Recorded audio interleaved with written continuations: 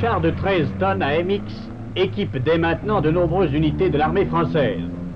Cette belle réalisation, entièrement due à notre technique et notre industrie nationale, présente des qualités telles qu'elle est considérée comme un des engins blindés les plus modernes et les plus efficaces. Son équipage est composé de 3 hommes, le chef de char, le pilote et le tireur. C'est leur rôle avant et pendant le combat que nous allons étudier aujourd'hui. Tout d'abord, voici le parage du char. Ce que vous voyez là, tout autour de lui est indispensable pour combattre, que ce soit l'essence, les munitions, les pièces de rechange, l'outillage, la radio, les instruments d'optique, etc. Tout rentrera à condition que chaque chose soit mise à la place prévue par le constructeur.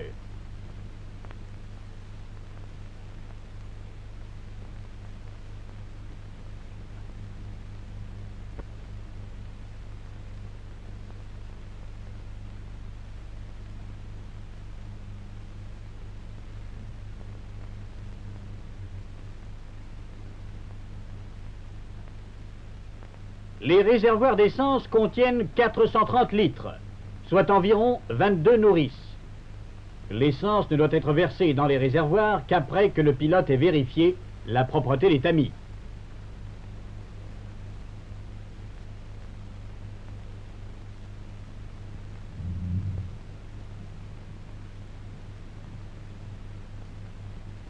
La dotation en munitions du char est de 36 obus de 75 mm. 9 obus trouvent leur place dans la tourelle.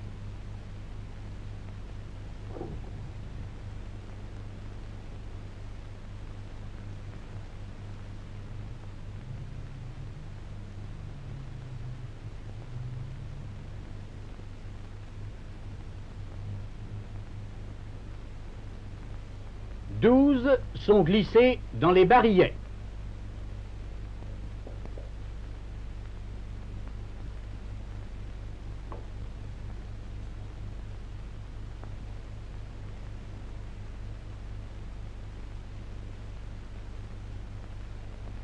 Et 15 sont placés dans la soute.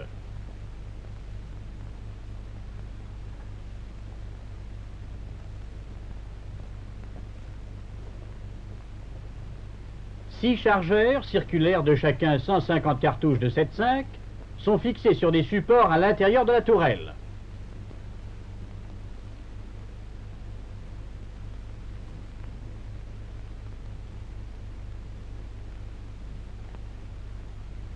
L'un d'entre eux est en permanence fixé sur la pièce. C'est maintenant le tour de la radio. Le char AMX peut être équipé de 2 postes, un SCR 508 ou 528 et un ANVRC 3. Les 2 postes trouvent leur place dans la tourelle.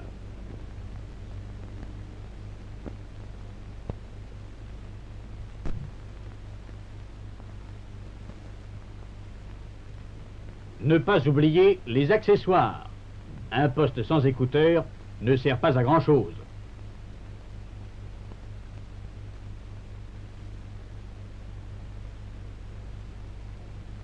Voici le poste ANVRC 3.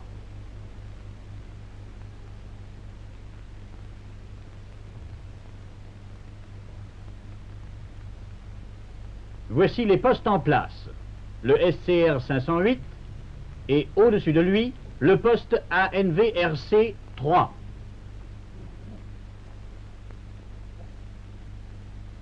La dotation théorique en matériel optique du char AMX comprend 2 lots complets d'optique, dont l'un est en place et l'autre gardé en réserve dans des emplacements prévus à cet effet dans la tourelle.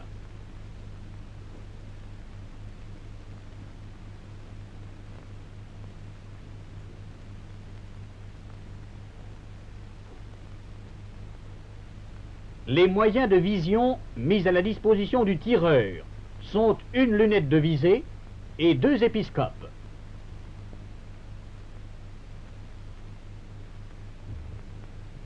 Le chef de char, lui, observe grâce à 8 épiscopes. Et pour le pilote, 3 épiscopes, dont un mobile. L'outillage à embarquer sur le char comporte du matériel d'entretien, du matériel destiné aux petites réparations et du matériel pour le train de roulement. Tout ce matériel sera placé par le pilote dans les coffres latéraux de la caisse du char.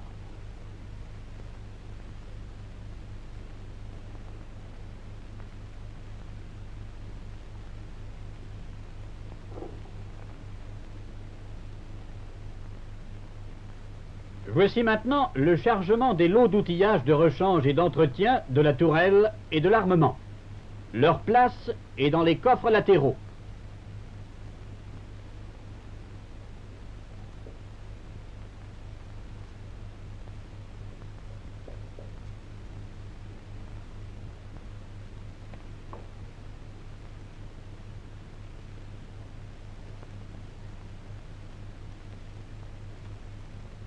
Les accessoires se fixent soit à l'extérieur de la caisse, soit, comme c'est le cas pour les outils de parc, sur le côté de la partie oscillante de la tourelle.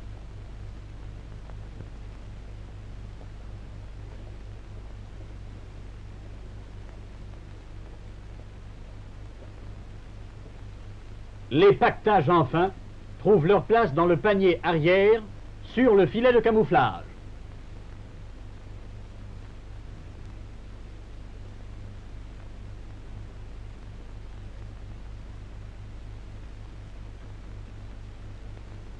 Et enfin, le plus important, ce qui envers et contre tout assurera à l'équipage un moral inébranlable, les vivres de réserve ont également leur place à l'intérieur du char.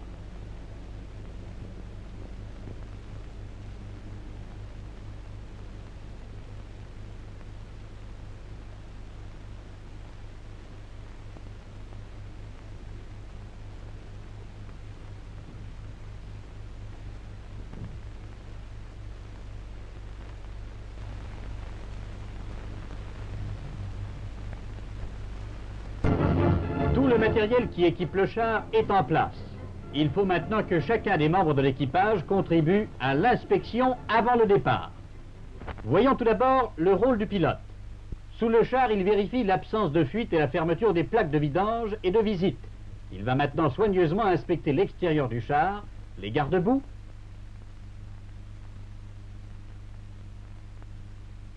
resserrer les boulons du barbotin, il y en a 6.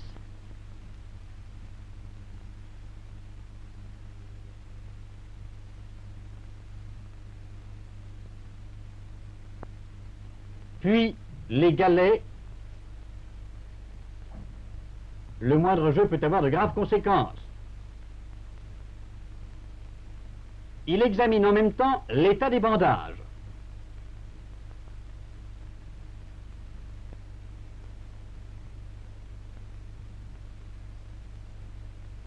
Les butées de balancier et les rouleaux porteurs.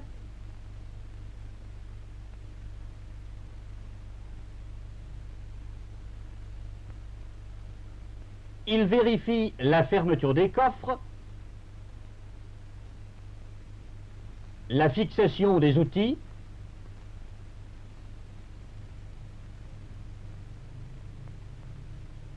des crochets, des manilles,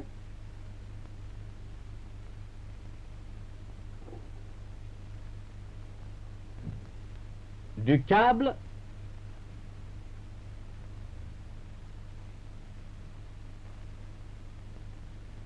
de la masse.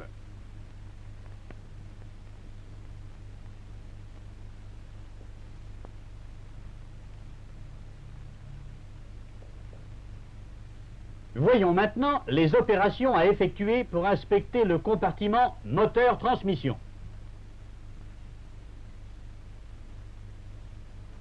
Le niveau d'huile.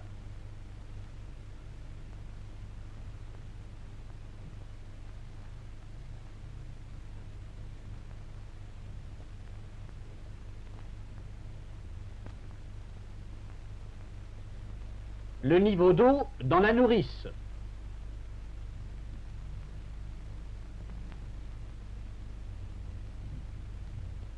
Et enfin, le niveau d'essence dans les 2 réservoirs.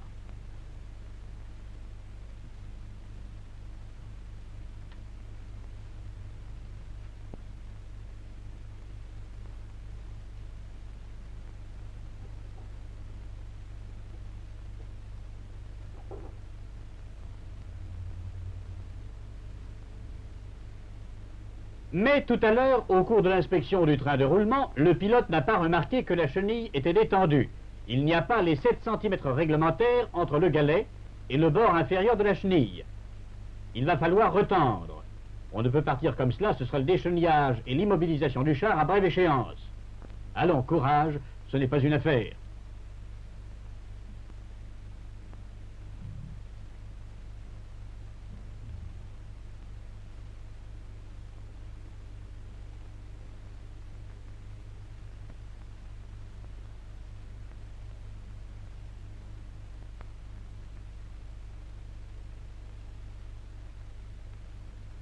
Après avoir sorti le ressort de sécurité de son logement dans l'écrou 6 pans, il faut desserrer celui-ci avec la clé spéciale. Les crans sont dégagés. Avec la manivelle spéciale, on agit sur l'embout carré. La poulie est renvoyée vers l'arrière et tend la chenille.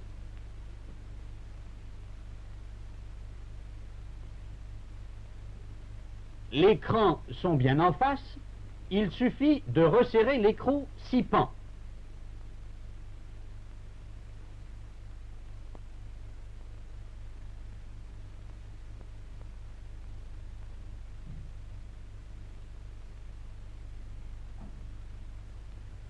Et de replacer le ressort de sécurité.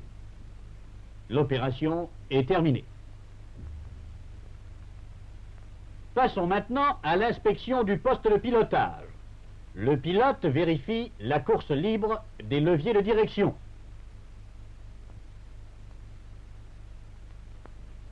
Puis des leviers de commande des freins latéraux.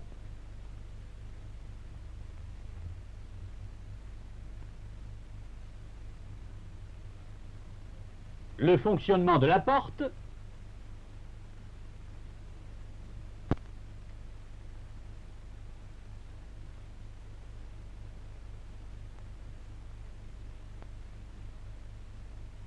Les épiscopes.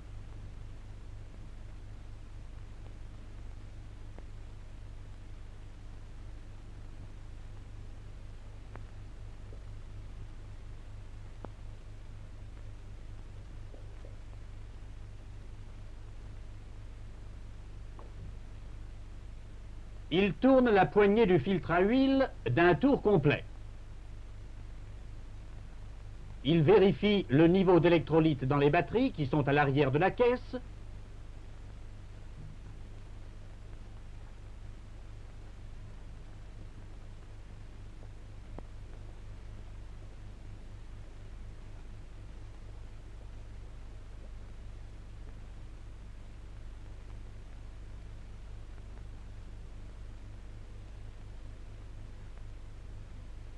Il ouvre le robinet de batterie.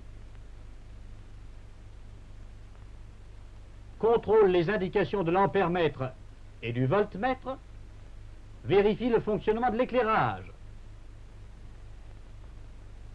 et de la sirène.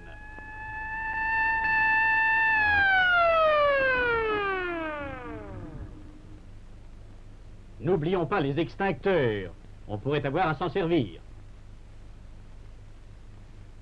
Si le plomb est intact, tout va bien.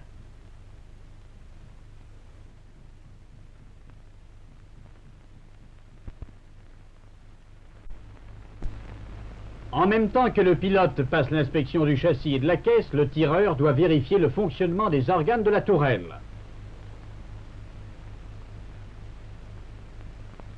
Son volet pivote et ferme correctement. Il ouvre la culasse pour inspecter le canon.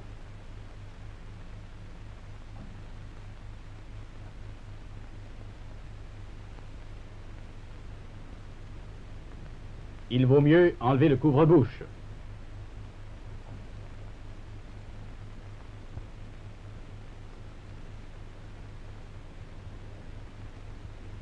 Bon, ça va.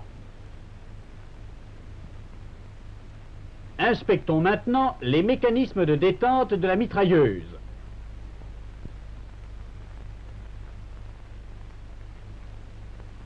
Du canon.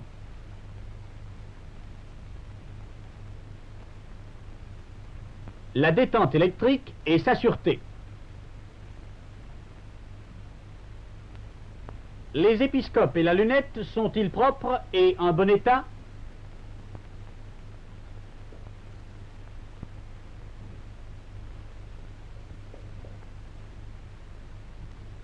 Voyons le niveau d'huile du moteur de tourelle. De lui dépend tout le fonctionnement des mécanismes de pointage hydraulique.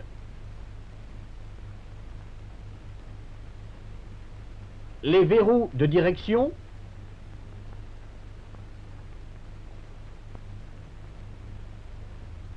et de site. Bon, tout marche.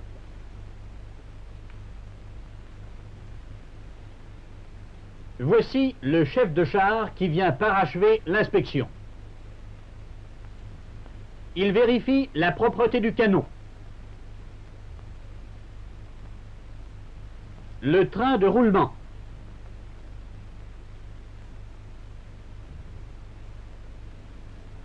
L'arrimage des accessoires. Rien ne doit échapper à son œil exercé.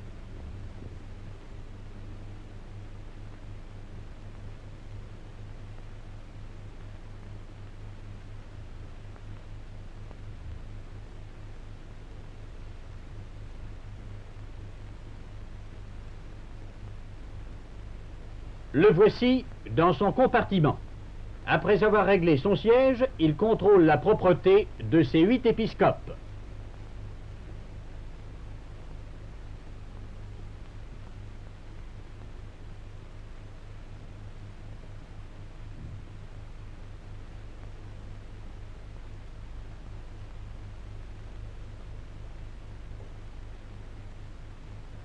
L'inspection moteur arrêté est terminée. Embarquez.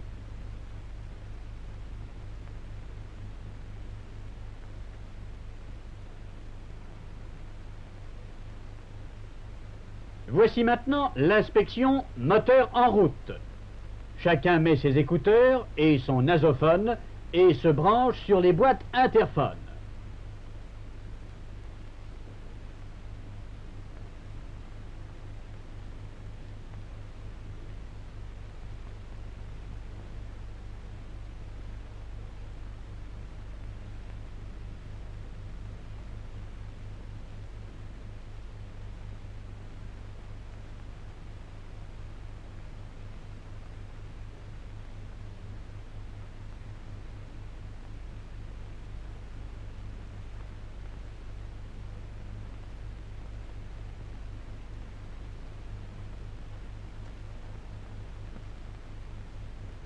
Moteur en route, pas de vitesse engagée, contact.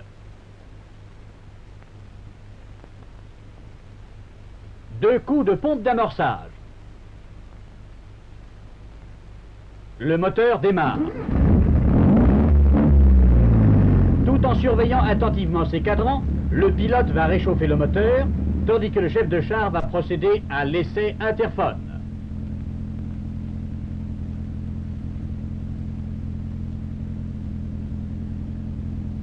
Récepteurs et émetteurs du SCR 508 sont mis en route.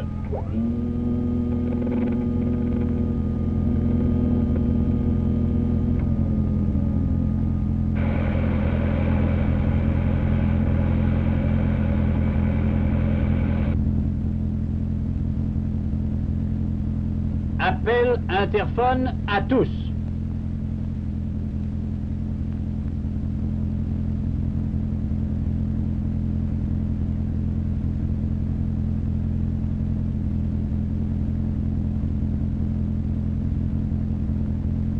Essai des mécanismes de pointage.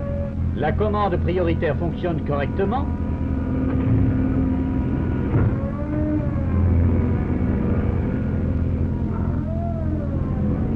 L'inspection est terminée.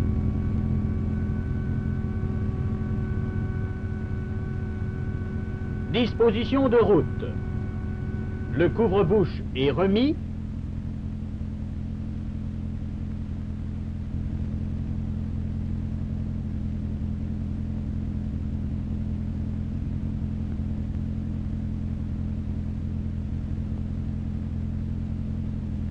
le canon rebrêlé,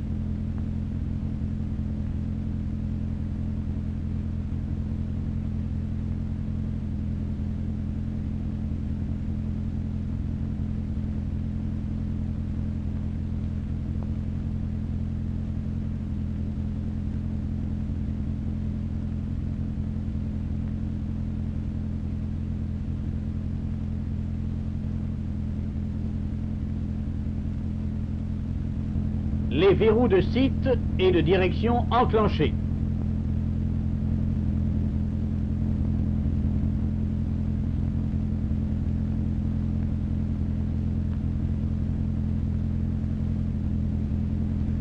Le pilote engage sa vitesse. Le char démarre.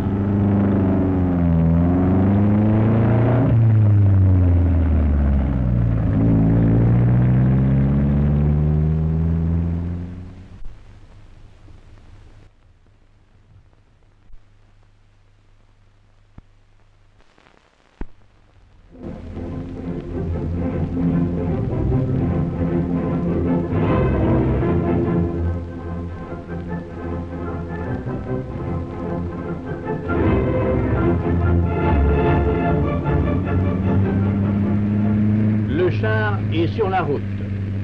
Le chef de char dirige son équipage à l'interphone.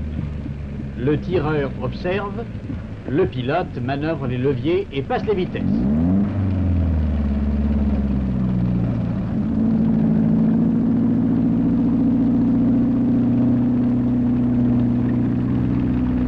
Le chef de peloton vient de commander « Disposition de combat ». Le char s'arrête sous le couvert d'un arbre. Le tireur débloque le verrou de site.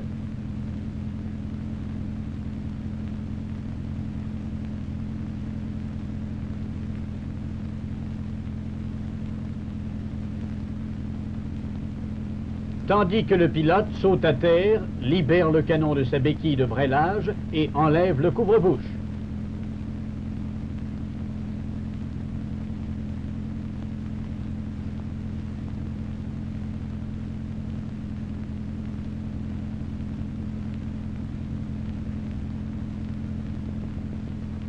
Le verrou de direction est à son tour desserré.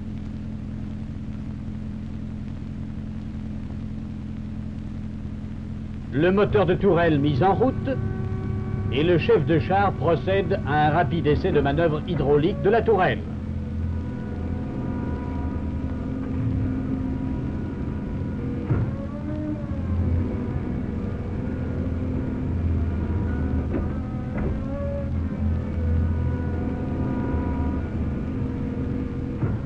La mitrailleuse est alimentée.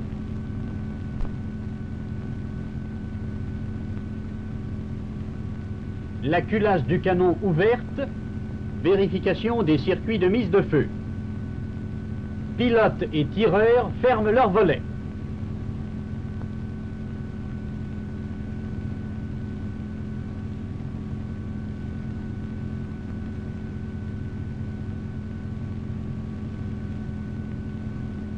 Mais immédiatement, un nouvel ordre arrive. Branle-bas de combat. Le chef de char, faisant tourner les barillets, fait tomber un obus dans la glissière. Il déclenche le refouloir. L'obus est introduit dans le canon. La culasse se ferme. La mitrailleuse est armée. Le char et son équipage sont prêts à toute éventualité. Quel est le rôle de chacun des membres de l'équipage au combat? Le pilote conduit son engin.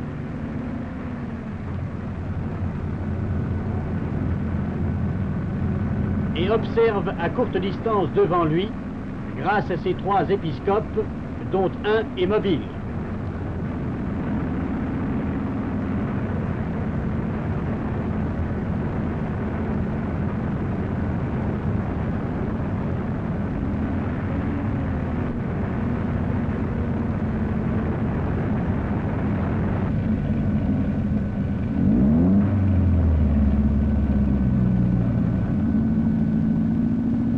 Le tireur pointe à l'aide de la lunette de pointage.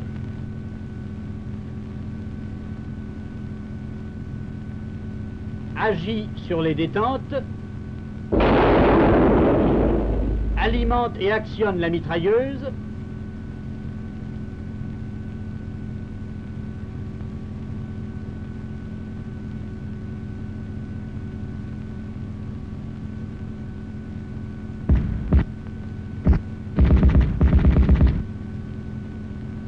et sert le poste à NVRC3. Le chef de char observe soit à l'air libre, soit protégé par le dôme de la porte de son compartiment,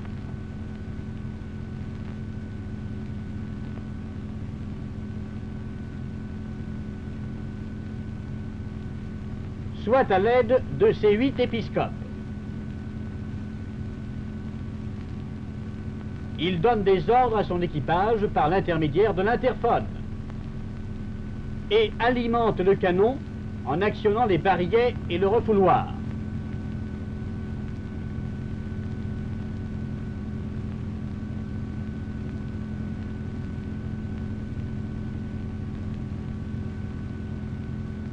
Enfin, c'est lui qui déclenche le tir des fumigènes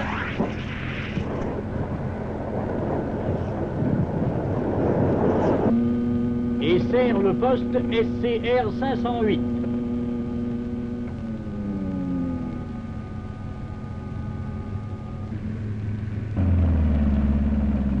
Chacun connaît son rôle, le fait avec cœur avant et pendant le combat.